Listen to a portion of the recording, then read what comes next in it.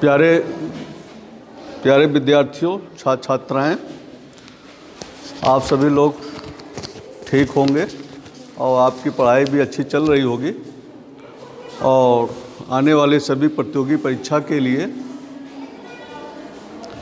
आप सभी को हमारे मार्गदर्शन से आप लाभ उठा रहे होंगे। तो मेरा नाम डॉक्टर शैलेंद्र मिश्रा, यूट्यूब पर मेरा चैनल टारगेट विद शैलेंद्र है और अल्टो प्ले पर गाइडेंस है। वहाँ पर जाकर आप फॉलो कर सकते हैं, जिससे कि समय समय पर प्रतियोगी परीक्षा से जो भी वीडियो मैं बनाऊं या प्रेषित करूं आपको तुरंत मिल सके। तो आज हम समान अध्ययन के कुछ प्रश्नों को हल करेंगे, जिसमें इतिहास के ज़्यादा क्वेश्चन होंगे, पॉलिटी के होंगे, कुछ साइंस के होंगे, कुछ ज्योग्राफी के होंगे। तो इस प्रकार से आने वाले किसी भी प्रतियोगी परीक्षा में जीएस का क्वेश्चन आता ही है, उसमें इतिहास, ज्योग्राफी और इन सब के प्रश्नों की संख्या अधिक रहती है, पर्यावरण का अधिक रहता है।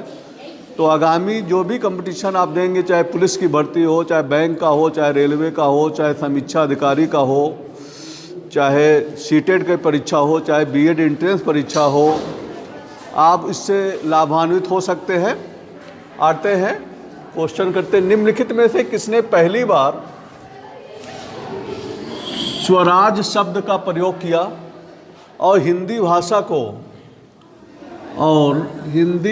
को भारत की राष्ट्रभाषा के रूप में स्वीकार किया है? कौन से क्रांति हैं? राजा राम मोहन राय या दयानंद सरस्वती, स्वामी विवेकानंद, बाल गंगाधर तिलक? और कोई बात छात्र बताए? तुम बताओ पीछे। और बताए कोई?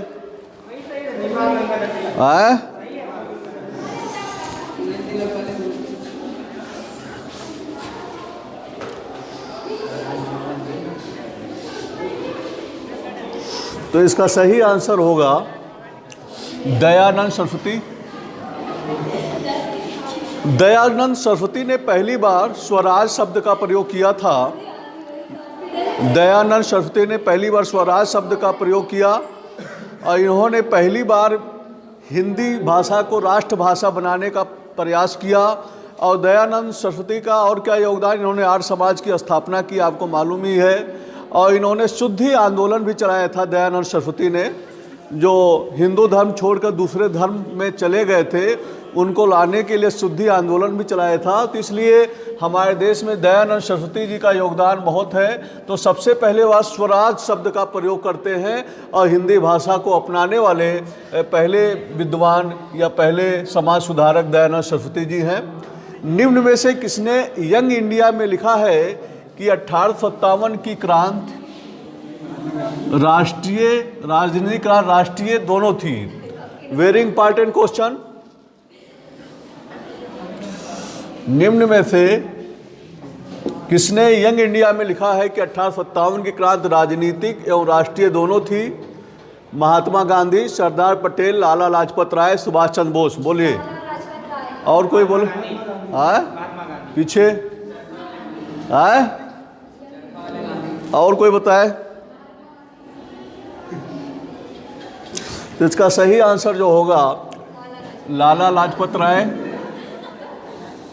लाला लाजपत राय ने 1857 की क्रांति राजनीतिक और राष्ट्रीय, उन्होंने दोनों बताया। लाला लाजपत राय ने अपनी पुस्तक यंग इंडिया में लिखा है कि 1857 की क्रांति राजनीतिक और राष्ट्रीय दोनों थी। और तो इस प्रकार से है। और अगला क्वेश्चन है, निम्न चित्रकारों में से किसने जहांगीर ने नादिर उज जमा की उपाधि प्रदान की थी? मंसूर को, अबुल हसन को, बिशन दास को, मनोहर को? मोस्ट इम्पॉर्टेंट, आने वाली परीक्षा में पूछा जा सकता है, ये भी इम्पॉर्टेंट है। लगभग सभी इम्पॉर्टेंट, दोनों क्वेश्चन ये भी इम्पॉर्टेंट है। मोस्ट इम्पॉर्टेंट क्वेश्चन ये 1857 की क्रांति से संबंधित हर क्वेश्चन जरूर आता है। 1857 की क्रांति, महात्मा गांधी से राष्ट्रीय आंदोलन संबंधित किसी भी परीक्षा में जब आप बैठेंगे तो जरूर क्वेश्चन आपको मिलेगा। बताइए, निम्न चित्रकारों में किसने जहांगीर ने नादिर उज जमा की उपाधि प्रदान की थी? बताइए। और कोई छात्र पीछे? मीना बताओ, बताइए। पीछे क्यों बैठी, इधर आओ, बैठो, बताओ। इसका सही आंसर क्या होगा? अबुल हसन। अबुल हसन को चित्रकारों का जहांगीर ने नादिर उज जमा की उपाधि दी थी। अबुल हसन को जहांगीर के काल को चित्रकला के कार्य का स्वर्ण काल कहा जाता है। इसे चित्रों का पारखी कुशल जहांगीर को माना जाता है कि वो चित्रों को पहचानने में विशेषज्ञता हासिल थी। किसी पक्षी का अगर कोई आँख अलग बनाया है, उसका पंख अलग बनाया है, जो भी अंग अलग अलग बनाया, तो जहांगीर वो बता देता था किसने कौन सा अंग किसने बनाया है, यहाँ तक कि वो पारखी था। तो जहांगीर को चित्रकला का स्वर्णकाल कहा जाता है, जबकि शाहजहां को भवन निर्माण कला का स्वर्णकाल कहा जाता है, यानी कि स्थापत्य कला का स्वर्णकाल कहा जाता है। तो इस प्रकार से ये अबुल हसन होंगे। अगला क्वेश्चन है, शैक्षिक सेवाओं के लिए समर्पित भारत का पहला उपग्रह था? कलाम सेट 5, स्वयं, फर्स्ट, एडुसेट या इनमें से कोई नहीं? बताइए।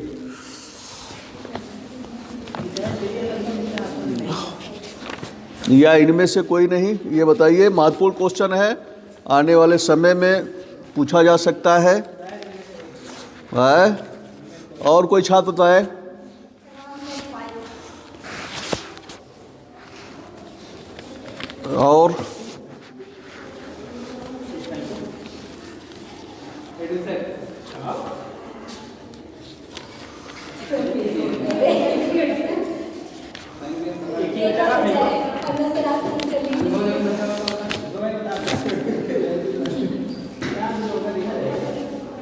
और बताएं, कोई और बताए।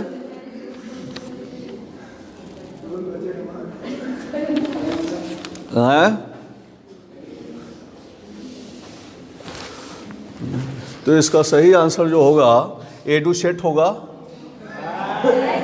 शैक्षिक सेवाओं के लिए समर्पित भारत का पहला उपग्रह एडुसेट है। हाँ, चलिए ताली बजा दीजिए भाई। चलिए, अशोक के सारनाथ स्तंभ के चिन्हों के सिर पर रखे हुए महाधर्म चक्र में कितनी तीलियां हैं? 12, 32, 22, 41। जो महात्मा बुद्ध जी से संबंधित है, तो कितनी तीलियां हैं आप लोग? ये हाँ, वेरी गुड, 32 हैं। ये काफ़ी सरल क्वेश्चन है, लेकिन पूछा जा सकता है। भारत में उपराष्ट्रपति को हटाने का प्रस्ताव लाया जा सकता है लोकसभा के द्वारा, मंत्रिपरिषद के द्वारा, राज्यसभा के द्वारा और संसद की संयुक्त समिति द्वारा। काफ़ी इंपॉर्टेंट है, आने वाली परीक्षा में पूछा जा सकता है। भारत में उपराष्ट्रपति को हटाने का प्रस्ताव लाया जा सकता है लोकसभा के द्वारा, मंत्रिपरिषद द्वारा, राज्यसभा द्वारा, संसद की संयुक्त समिति द्वारा। बताइए। और तुम बताओ। मीना, किस पर लगाया जाए? डी क्या? संसद की संयुक्त ऑप्शन बोलिए। तुम बताओ महेंद्र। हाँ, राज्यसभा द्वारा। Very good. तो राज्यसभा को उच्च सदन कहा जाता है।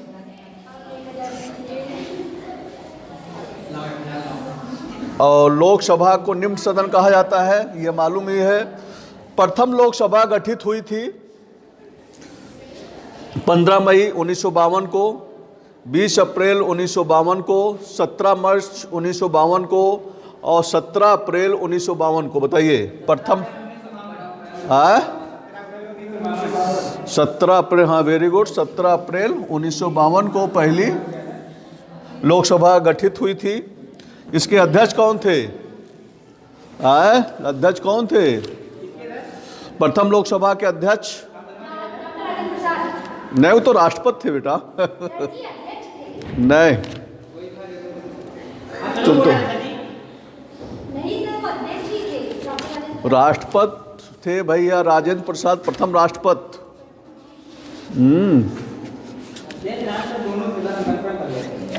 नहीं, चलिए अगला क्वेश्चन है, हरित क्रांति संबंधित है दुग्ध उत्पादन से, खाद्यान्न के फसलों के उत्पादन से, मांस उत्पादन से कि रुई उत्पादन से?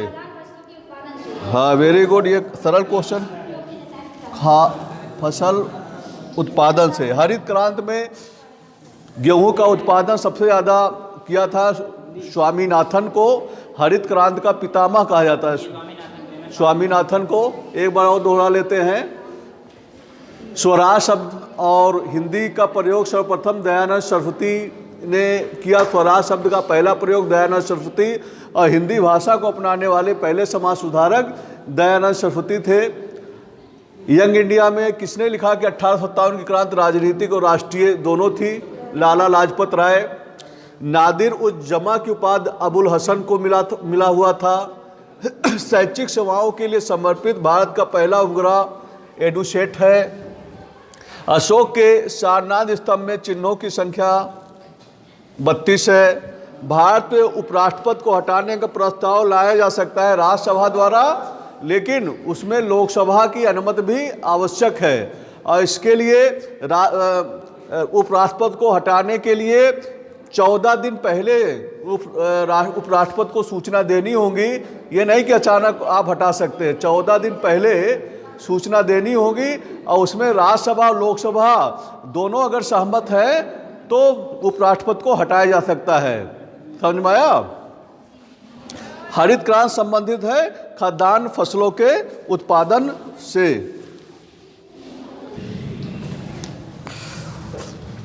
प्यारे छात्र छात्राएं, अगला क्वेश्चन है, समुद्र के तल पर रहने वाले जंतुओं को कहते हैं लौटिक, लैटिक, बोथिक, बेथिक या पीलेजिक? पीलेजिक, इसको बताइए।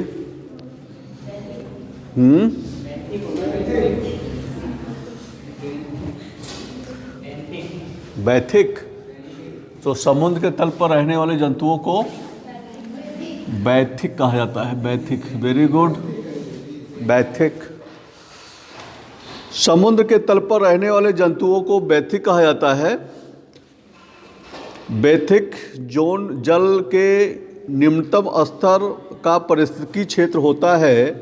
अत्यंत सूक्ष्म और छोटे बैथिक जीव इस क्षेत्र में रहते हैं और निम्न श्रेणी के जानवरों के लिए भोजन के स्रोत के रूप में ये उपलब्ध होते हैं। बैथिक। राष्ट्रीय विज्ञान दिवस मनाया जाता है 28 फरवरी को, 28 जनवरी को, 28 मार्च को, 28 अप्रैल को। बताइए, राष्ट्रीय विज्ञान दिवस मनाया जाता है, बताइए। और आप तो उधर आए पीछे 28 फरवरी, तो इसका सही आंसर 28 फरवरी को मनाया जाता है। तो राष्ट्रीय विज्ञान दिवस 28 फरवरी 1928 को रमन प्रभाव की खोज हुई थी। इस खोज के लिए चंद्रशेखर वेंकट रमन को वर्ष 1930 ईस्वी में नोबेल पुरस्कार दिया गया था। इसी खुशी में, इसी उपलक्ष्य में 1987 से प्रतिवर्ष 28 फरवरी को राष्ट्रीय विज्ञान दिवस मनाया जाता है। इसकी घोषणा भारत सरकार ने 1986 में किया था कि हम लोग हर साल राष्ट्रीय विज्ञान दिवस मनाएंगे रमन प्रभाव की वजह से। अगला क्वेश्चन है, कुमायूं हिमालय निम्नलिखित में से किन नदियों के बीच स्थित है? सिंधु, सतलज, काली और तीस्ता, सतलज और काली नदी, और तीस्ता एवं ब्रह्मपुत्र। कुमायूं हिमालय निम्नलिखित में से किन नदियों के बीच स्थित है? सिंधु सतलज नदी, या काली और तीस्ता नदी, या सतलज और काली नदी, तीस्ता और ब्रह्मपुत्र नदी? बताएं।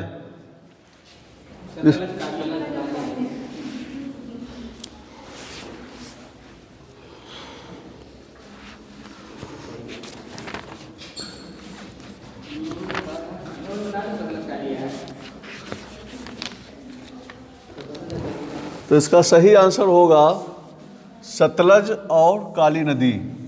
के बीच में कुमायूं हिमालय स्थित है। भारत का कौन सा समुद्र तट प्रायः चक्रवात से प्रभावित रहता है? केरल है, गुजरात है, पश्चिम बंगाल है कि उड़ीसा है? बताइए।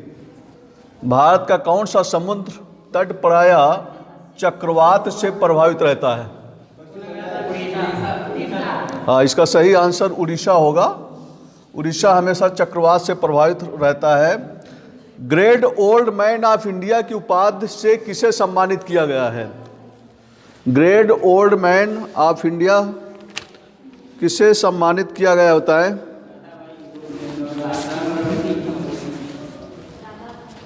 दादा भाई नौरोजी, सरोजनी नायडू कि महादेव गोविंद रानाडे? बताइए।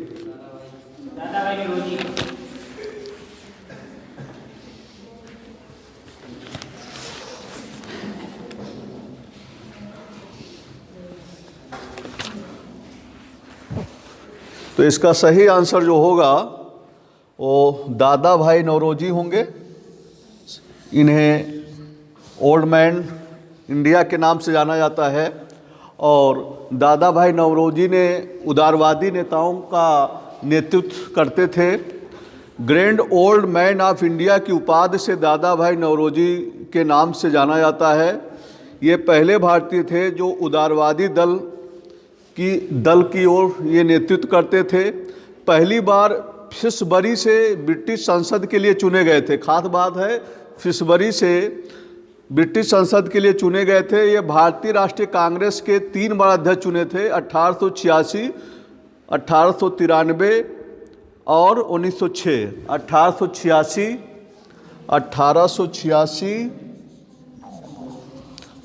1893 और 1906 में ये 3 बार भारतीय राष्ट्रीय कांग्रेस के अध्यक्ष चुने गए और शिसबरी से ये ब्रिटिश संसद में पहुंचे थे। अगला क्वेश्चन है कंबुज का अंकोर वाट मंदिर। Most important question. कंबुज का अंकोर वाट मंदिर किस शासक की कीर्ति का स्मारक है? सूर्यवर्मन द्वितीय, सूर्यवर्मन प्रथम, इंद्रवर्मन और यशोवर्मन? बताइए। हाँ बताएं। और कोई मोबाइल से देख के बता रहे हो क्या? कंबुज का अंकोर वाट मंदिर किस शासक की कीर्ति का स्मारक है? बताइए पीछे। और कोई छात्र बताए किस पर निशान लगाया जाए? सूर्यवर्मन प्रथम, इंद्रवर्मन के यशोवर्मन?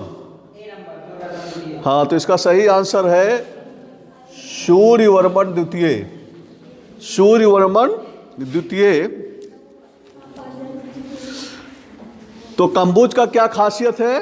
कंबोज या कंबोडिया का अंकोर वाट मंदिर एक हिंदू मंदिर है। कंबोडिया का अंकोर वाट मंदिर एक हिंदू मंदिर है।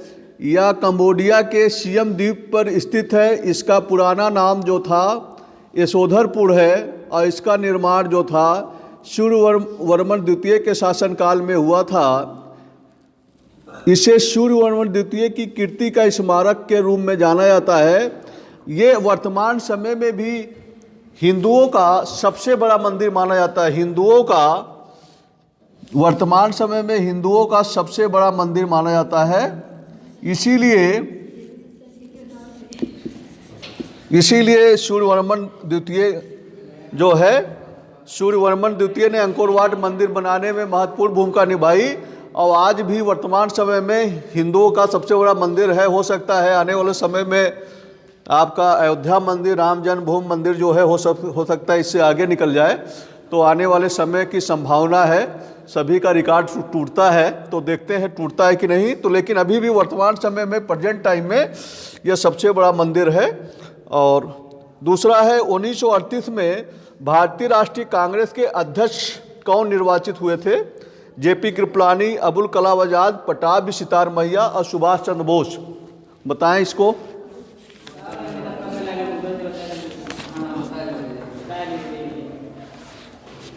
बताएं, कोई और छात्र बताएं। तो इसका सही आंसर जो होगा सुभाष चंद्र बोस। ये निर्वाचित हुए थे 1938 ईस्वी में और कांग्रेस आई के अध्यक्ष बने थे, और बाद में इनसे गांधी जी के मतभेद हो जाने पर इन्होंने इस्तीफा दे दिया था। अगले एक बार और रिवीजन कर लेते हैं। समुद्र के तल पर रहने वाले जंतुओं को बेथिक कहा जाता है। समुद्र के तल पर रहने वाले जंतुओं को बेथिक कहा जाता है। राष्ट्रीय विज्ञान दिवस 28 फरवरी को किया जाता है। भारत सरकार ने 1886 में राष्ट्रीय विज्ञान दिवस बनाने की घोषणा की थी। और कुमायूं हिमालय सतलज और काली नदियों के मध्य स्थित है। भारत का कौन सा समुद्र तट प्रायः चक्रवात से हमेशा घिरा रहता है? तो उड़ीसा राज्य हमेशा घिरा रहता है। Great old man of India की उपाधि किससे सम्मानित किया गया है? तो दादा भाई नौरोजी। ये 50 बार क्वेश्चन पीसीएस में, आईएएस में, एसएससी में, समीक्षा अधिकारी में कोई ऐसा परीक्षा नहीं है जो घूम फिरा कर हर साल ना आता हो। आने वाले समय में ये आ सकता है। खास बात है कि 3 बार ये कांग्रेस आई के अध्यक्ष चुने गए थे, 1886 में, 1893 में और 1906 ईस्वी में। और शिसबरी से ये ब्रिटिश सांसद भी रहे। तो दादा भाई नौरोजी का भारत में बड़ा ही सम्मानित स्थान था उस समय जब कांग्रेस आई की स्थापना हुई थी। तो इनको लोग अध्यक्ष बनाने के लिए बहुत दबाव डालते थे कि आप इसकी अध्यक्षता स्वीकार करिए। तो उदारवादी नेताओं का ये नेतृत्व करते थे, खास बात रही। और कंबुज का अंकुरवाट मंदिर किस शासक की कीर्ति का स्तंभ है? तो सूर्यवर्मन द्वितीय। खास बात यह है कि हिंदुओं का सबसे बड़ा मंदिर, दुनिया का सबसे बड़ा मंदिर अंकुरवाट मंदिर के नाम से जाना जाता है, जिसने सूर्यवर्मन द्वितीय ने इसका डेवलप किया, इसका विकास किया, निर्माण कार्य किया। 1938 में भारतीय राष्ट्रीय कांग्रेस के अध्यक्ष कौन निर्वाचित हुए थे? तो सुभाष चंद्र बोस स्थापित हुए थे। इस प्रकार से सभी प्रतियोगी छात्रों, आज हमने कुछ समान अध्ययन का डिस्कस किया, इससे ज़रूर आप लाभान्वित होंगे। अंत में मैं इतना ही कहूँगा कि हमसे जुड़ने के लिए हमारे चैनल टारगेट विद शैलेंद्र पर सब्सक्राइब कीजिए, जिससे कि जो भी हम प्रतियोगी छात्रों से संबंधित जो भी हम वीडियो बनाए वो आपको तुरंत मिल सके और उसको देख कर लाभान्वित हो सके। और कुछ खास कहना है कि जहाँ पर साफ दिखता हो वहाँ पर स्क्रीनशॉट लिख लें, जिससे कि आपका एक क्वेश्चन बैंक बनता रहे। ये डिजिटल बोर्ड नहीं है, एक साधारण बोर्ड है जो एक कॉलेज में मैं पढ़ा रहा हूँ। इससे कि बहुत अच्छा साफ नहीं दिखता, लेकिन जहाँ भी साफ दिखता हो वहाँ पर स्क्रीनशॉट लेकर उसको लिख लें और एक धीरे धीरे आपका क्वेश्चन बैंक तैयार हो जाएगा। और आने वाली किसी भी प्रतियोगी परीक्षा से इससे ज़रूर आप लाभान्वित होंगे। हो सकता है इसी प्रकार का क्वेश्चन आपको अवश्य मिलेगा और आप सफलता को प्राप्त करें, यही ईश्वर से मेरी कामना है। धन्यवाद।